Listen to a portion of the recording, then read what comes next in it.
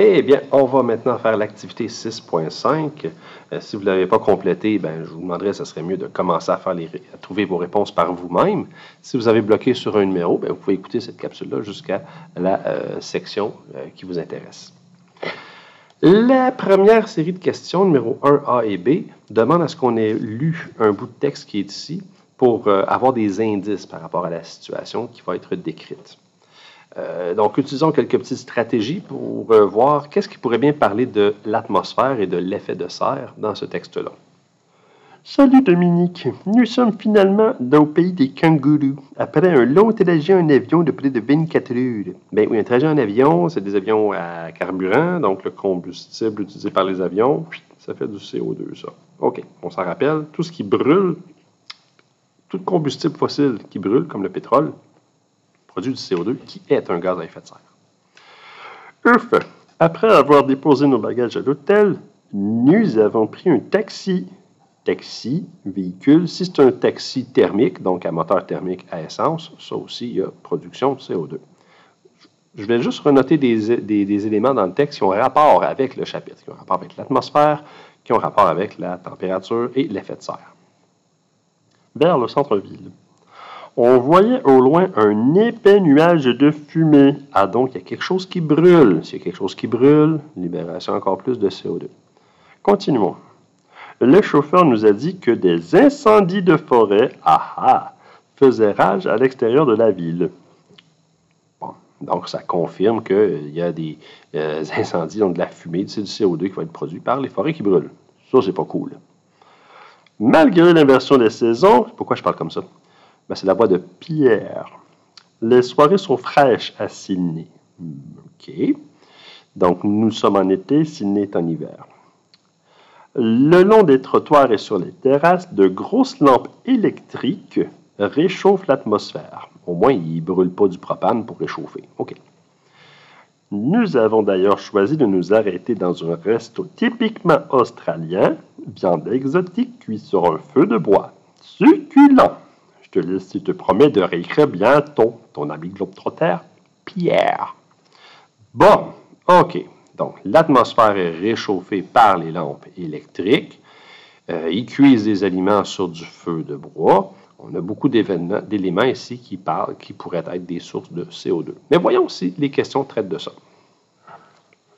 Toujours lire un texte avec une intention. Lequel des énoncés suivants est vrai?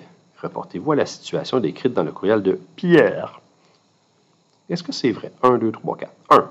Les lampes électriques, par la lumière qu'elles dégagent, contribuent à l'effet de serre. Non, pas par la lumière qu'elles dégagent. Non, ça, c'est pas vrai. On ne peut pas choisir un. 2.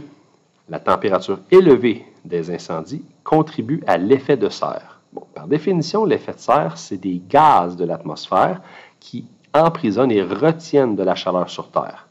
Là, on parle de la température des feux qui contribue à l'effet de serre. Non, la quantité de gaz à effet de serre contribue à l'effet de serre, mais pas le fait que nous, on ait un feu sur place. Ça ne contribue pas à l'effet de serre. Donc ça ne contribue pas. Ça peut être une conséquence de, mais ça ne contribue pas. 3. La combustion de combustibles fossiles et de bois produit un important gaz à effet de serre, le CO2. Ben oui, la combustion des combustibles fossiles et le bois, ben oui, ça libère du CO2. Ça, c'est tout à fait vrai, du début à la fin. 4, est-ce qu'on le garde ou on l'évacue? C'est lequel, il devrait en avoir un seul. On va le vérifier quand même. Les GES produits sont évacués vers l'espace lors des soirées fraîches à Sydney. Les GES sont évacués vers l'espace. Non, jamais. C'est ça le problème des GES. Ils s'accumulent dans l'atmosphère. Ils ne s'en vont pas dans l'espace. Sinon, il n'y en aurait pas de problème. Hein? Donc, ça n'a aucun sens. La seule qui était bonne, c'était bien la 3. Question B.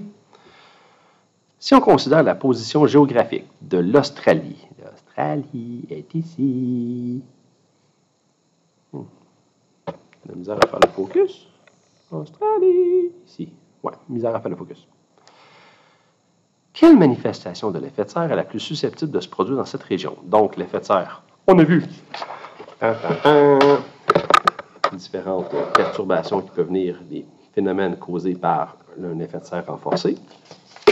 Alors, lequel de ces phénomènes peut se produire en Australie? Allons voir ça. Je bouge la caméra un peu trop. Voilà. Est-ce qu'il pourrait y avoir un problème de fonte de glacier? L'Australie n'est pas un territoire très montagneux. C'est généralement une grosse galette. Donc, non, il n'y a pas de fonte de glacier, il n'y a pas de montagne avec des glaciers. On pourrait en trouver un peu en Nouvelle-Zélande, mais ce n'est pas un grand problème, ça, en Australie. 2. Le dégel du pergélisol. Le pergélisol, c'est la section qui est gelée ici, dans cette région-là, dans l'hémisphère nord. Dans cette région-là, dans l'hémisphère sud.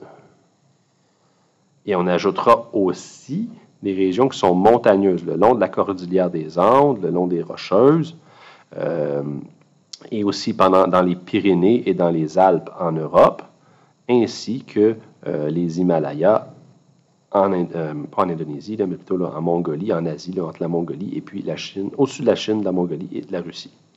C'est là qu'il y a du pergélisol en grande quantité. Alors, est-ce que c'est le problème de l'Australie? Non, il n'y a pas tant de pergélisol en Australie.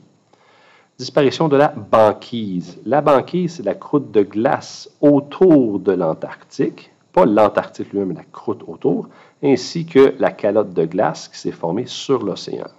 Ce n'est pas le problème principal qu'on va avoir là. Non. Dans le texte, il mentionnait des feux de forêt. Les feux de forêt, ça se passe quand c'est sec. Donc oui, les périodes de sécheresse, c'est quelque chose auquel ils vont devoir faire face. Ensuite, des inondations. Mais regardons la situation de l'Australie. C'est un pays qui est complètement bordé par l'océan Indien et puis l'océan Pacifique. L'océan Arctique est entouré d'eau. Alors, si les niveaux de l'océan augmentent, forcément, les villes côtières comme Sydney, Canberra, qui sont sur le bord, Canberra, vont être, pas engloutis, mais disons, leur territoire va être réduit par ces inondations-là. Donc oui, il y a possibilité d'inondation. Quand tu penses à inondation, tu penses à un glacier qui fond puis qui envoie son eau dans l'océan. Mais tu n'es pas obligé toi-même de posséder le glacier. Je veux dire, les glaciers des Rocheuses, les glaciers de l'Europe, en ajoutant de l'eau dans l'océan, cette eau-là va se mélanger partout et faire monter le niveau partout. Là. Question 2. Quelle est la différence entre l'effet de serre naturel et l'effet de serre renforcé? Je pense que si on décrit correctement l'effet de serre renforcé, par défaut, l'effet de serre naturel, lui, c'est celui qui est causé par la nature, par les gaz présents naturellement. Alors, parlons un peu de cet effet de serre renforcé. L'effet de serre renforcé, F-O-R-C-E, comme ça, est causé par quoi? Il est causé par quel gaz? Les gaz à effet de serre, mais oui, comme le naturel. Les mêmes gaz à effet de serre que l'effet de serre naturel. Mais il est causé par une surproduction de ces gaz-là. Par une surproduction,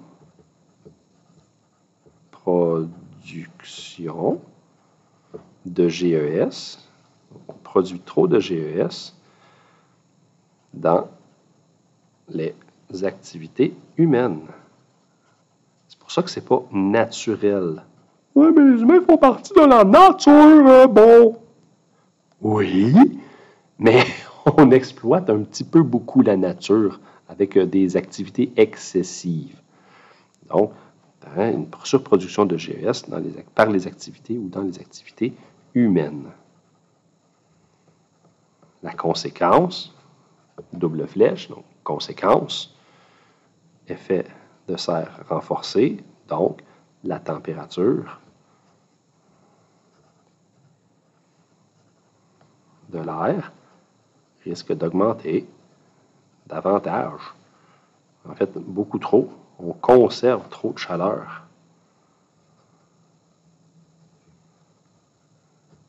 D'augmenter davantage.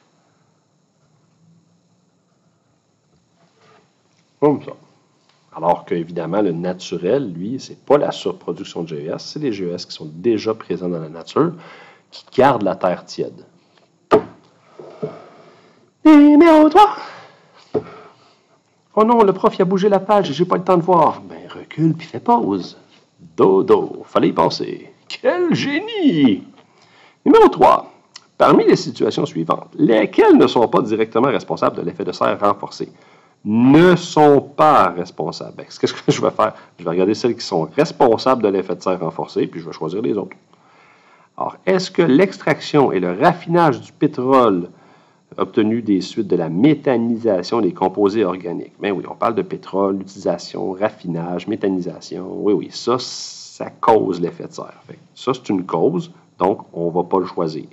On dit non, pas choisir ça. L'utilisation des CFC dans les produits réfrigérants. On avait vu, oui, c'était caché dans le texte ici, nos 4 principaux GES, ainsi que les chlorofluorocarbones et l'ozone. Donc oui, les CFC sont des gaz à effet de serre. Donc ils sont responsables. On ne le choisira pas d'abord parce qu'ils sont responsables. On cherche ceux qui ne sont pas directement responsables. L'utilisation de panneaux solaires dans une vallée exposée au vent. Bien, des panneaux solaires, ça capte la lumière, ça fait de l'électricité, ça brûle rien. C'est pas directement responsable. Donc 3, c'est bon. 3, je l'aime. Ouais, mais les camions qui sont allés les installer, ça veut dire que c'est indirectement. Nous autres, on cherche ceux qui ne sont pas directement responsables. 4. Le méthane, CH4, émis par les élevages intensifs de bovins dans l'Ouest canadien. Le méthane est un gaz à effet de serre. L'élevage est une cause de l'augmentation. Alors, ça, c'en est une vraie, donc on ne la choisira pas parce que nous autres, on cherche celles qui ne sont pas. Et finalement, le reboisement des forêts en Abitibi, on ajoute du bois, on ajoute des arbres. On fait pousser plus de forêts. Les forêts, qu'est-ce qu'elles font? Ça, c'est un arbre. Alors, les végétaux, qu'est-ce qu'ils font? Ils prennent le CO2 qu'il y a dans l'atmosphère, puis ils l'intègrent à leur matière végétale, lors de la photosynthèse. Alors, si on reboise des arbres, ça ne va pas être responsable de l'effet de serre. Donc, lui, on le choisit parce qu'il n'est pas responsable. Est-ce que 3 et 5 est une option? Ben oui, c'est l'option B. Dernière question. Depuis quelques années, la popularité de l'automobile électrique est grandissante au Québec. Pout-pout. En fait, non, pout-pout-pout, c'est juste zoom-zoom. Et au Canada et tout. Par contre, son coût élevé à l'achat, pousse les consommateurs à opter pour un véhicule hybride qui fonctionne à l'électricité et à essence, qui est donc moins dispendieux. Cloche! On attend la fin de la cloche de l'école. OK. En quoi est-ce que l'utilisation de l'automobile électrique contribue-t-elle à diminuer l'effet de serre? Wow! Ça, c'est un bel exemple de grosse phrase qui ne sert à rien au début, parce que la vraie et seule question, qu'il y a de l'information là-dedans, c'est en quoi l'utilisation d'une automobile électrique contribue-t-elle à diminuer l'effet de serre renforcé? Bien, on vient d'expliquer à la page précédente que l'effet de serre renforcé, c'est à cause de la surproduction de GES dans les activités humaines, donc la surutilisation de combustibles fossiles. Est-ce que l'auto électrique utilise un combustible fossile? Non! Donc, on va le mentionner. C'est parce qu'elle n'utilise pas de combustible fossile qu'elle va aider à diminuer la quantité de CO2 qui va être produit. En employant aucun combustible. Et là, on parle de l'automobile électrique, on ne parle pas de l'hybride. Fossile, virgule, la VE, la voiture électrique, ne dégage pas, en parenthèse, directement de GES. En n'employant aucun combustible fossile, la voiture électrique ne dégage pas directement de GES. Oui, parce que soyons honnêtes, pour construire une voiture électrique, il faut quand même aller miner des métaux sous le sol, il faut aller chercher du lithium, il faut l'exploiter, il faut le transformer en usine, il faut le transporter. À quelque part, il y aura un prix à payer en gaz à effet de serre. Par contre, son utilisation ne va pas en dégager. Il faut dire qu'une voiture ordinaire, une voiture thermique aussi, ça va demander une libération de GES pendant sa construction. Hein? Soyons honnêtes, ce n'est pas 100% propre, mais c'est plus propre qu'un véhicule à essence. L'autre chose qu'il faudrait qu'on considère aussi, c'est qu'une région comme la nôtre, au Québec, notre électricité qui sert à recharger la voiture électrique, elle est produite par un barrage hydroélectrique qui ne libère pas, dans son utilisation, qui ne libère pas de GES.